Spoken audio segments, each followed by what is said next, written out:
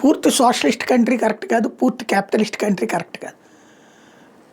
పూర్తి capitalist country అయినా పర్లేదు కానీ పూర్తి సోషలిస్ట్ కంట్రీ మాత్రం ఫెయిల్యూర్. ఉత్తర కొరియా సజీవ సాక్ష్యం, రష్యా సజీవ సాక్ష్యం, చైనా సజీవ సాక్ష్యం.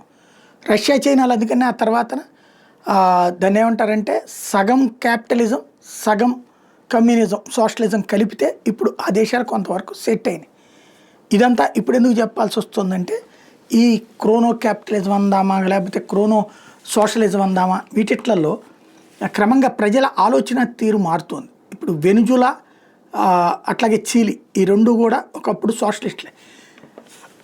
వెనుజులా వచ్చేటప్పటికి సోషలిజం కంటిన్యూ చేసింది, అది ఇప్పటికీ పేదరికం వైపున ఉంది. అదే సమయంలో చీలీ వచ్చేటప్పటికి ఫ్రీ మార్కెట్ ప్రిన్సిపల్స్ని అమలు చేసింది, అక్కడ భారీ ఎత్తున వెల్త్ పోగై ఉంది, ఉపాధి అవకాశాలు అది ఇస్తుంది. ఈ వెనుజులా ప్రజలు అక్కడికి వెళ్ళి ఉపాధి పొందుతున్నటువంటి పరిస్థితి. సైద్ధాంతికంగా చూస్తే వెనుజులా కంటే కూడా చిలీ బాగున్నటువంటి పరిస్థితి అయితే స్పష్టంగా కనబడుతుంది. అందుకనినే ప్రజలు కోరుకునేటటువంటిది సోషలిజం. ప్రతి ఒక్కడికి తిండి భద్రత కావాలి, అట్ ద సేమ్ టైం ఆ పైన ఎదుగుదల కావాలి. ఆ రెండోదే కమ్యూనిజం చేయలేకపోతుంది.